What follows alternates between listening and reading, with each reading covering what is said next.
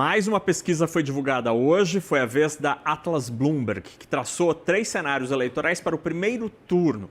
Um deles traz todos os nomes dos pré-candidatos à corrida pelo Palácio do Planalto. Vamos aos números. No primeiro cenário, Lula aparece numericamente à frente com 46,6% das intenções de voto.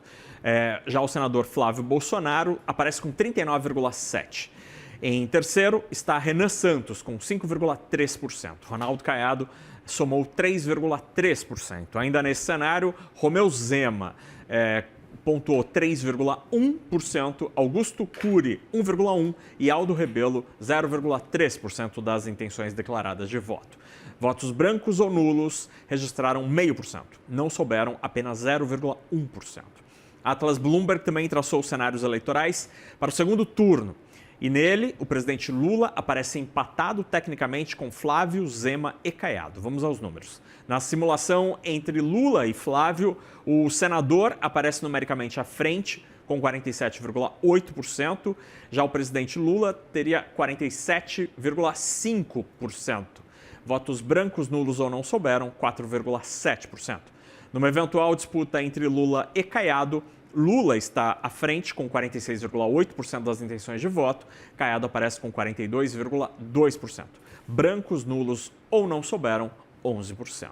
No terceiro cenário, aparece entre Lula e Romeu Zema. Nesse caso, o presidente Lula tem 47,4% das intenções de voto, enquanto o ex-governador de Minas Gerais aparece com 46,5%.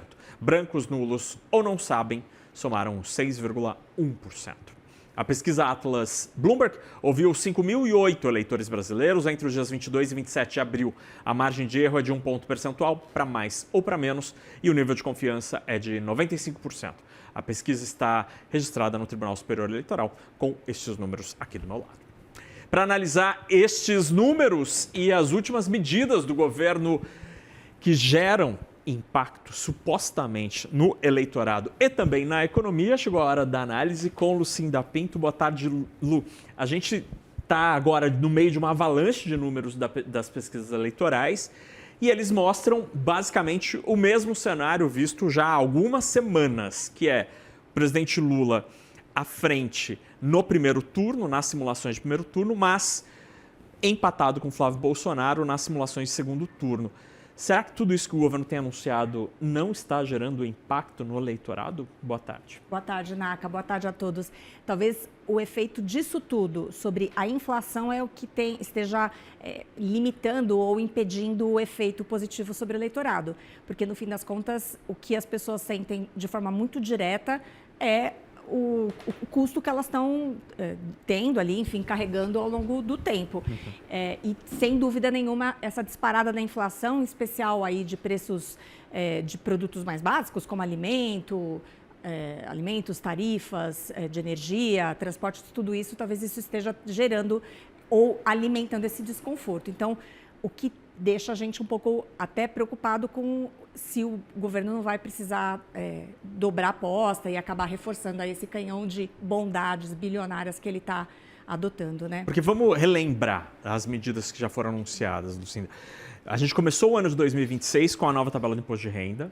Aí nós tivemos o aumento real do salário mínimo, que começou a vigorar também, né, no início do ano. Além disso, tivemos, que mais? Aí agora, recentemente, a gente teve o gás do povo. Teve o gás do povo e tem todo esse pacote de redução de impacto da crise. Sim. Né? Isso tudo que envolve subsídio para diesel, querosene e gás.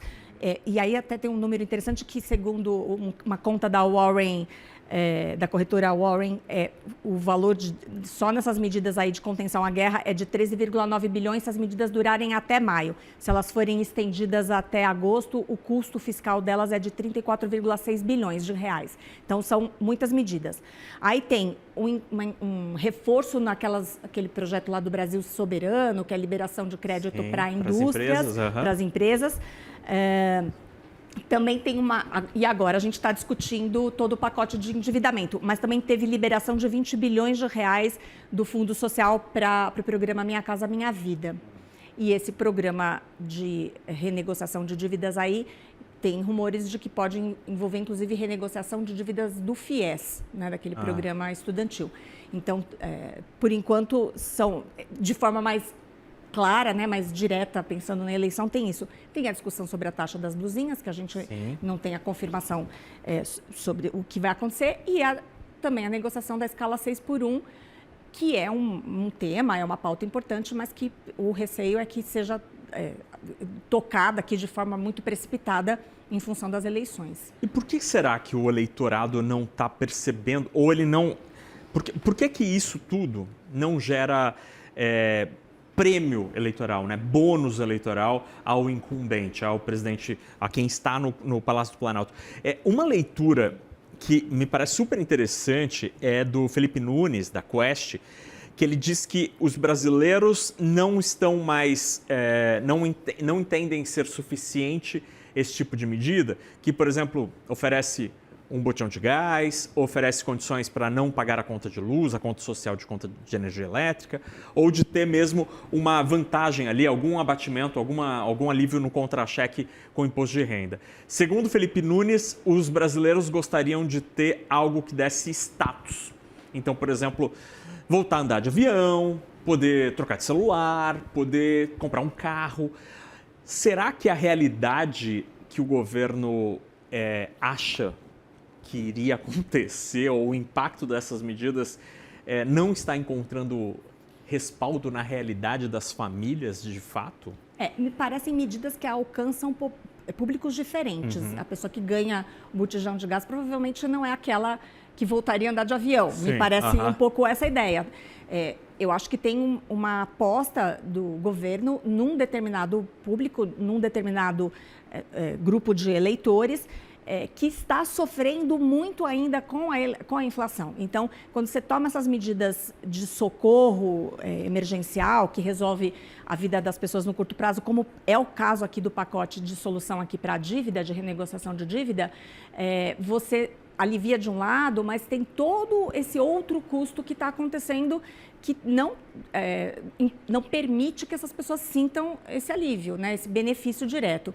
E essa história da inflação, ela está pegando realmente muito, e a gente está vendo a inflação numa trajetória de alta, e acho que chegaremos ao período eleitoral com realmente os índices muito altos. Hoje eu fui fazer uma compra, e eu fechei a compra no caixa, e a dona da loja olhou o preço e falou: nossa, tá caro, né? Tá tudo muito caro. Não fui eu que reclamei do preço, foi a própria lojista, assim. Então, eu acho que tem muito esse sentimento de que a coisa pode estar saindo do controle. Agora, tem outras pautas, né, Naka, como você está trazendo, que, de fato, o governo não está olhando, como, por exemplo, tem toda a discussão ali sobre os autônomos, né, os motoristas de Uber, entregadores de aplicativo, né, esses trabalhadores, que talvez o governo também não esteja conseguindo encaminhar da melhor forma, não esteja conseguindo dialogar com essa população, com essa classe de eleitores. Então, de fato, a gente está vendo medidas que parecem que alcançam uma categoria só ali e não está surtindo o efeito esperado. E muito rapidamente, em um minuto, qual que é a preocupação do mercado diante desse cenário que o governo pode dobrar a aposta? De gerar algumas cascas de banana que serão preocupantes lá na frente, ou seja, de se comprometer com custos que depois politicamente vão ser mais difíceis de serem revertidos já para o próximo governo. Ou seja, já começaria o próximo governo com uma carga, né, com uma bagagem de custos mais alta. E muito mais, obviamente, num ponto em que iniciar esse processo de ajuste fiscal se torna mais preocupante ainda. E desmontar mesmo, na verdade, Sim. como a gente vem vendo, algumas âncoras, como, por exemplo, a lei da responsabilidade fiscal, que está o tempo todo aí sob ameaça. Muito bem, Lucinda Pinto, analista de economia da CNN. Obrigado pela conversa, Lu. Beijo.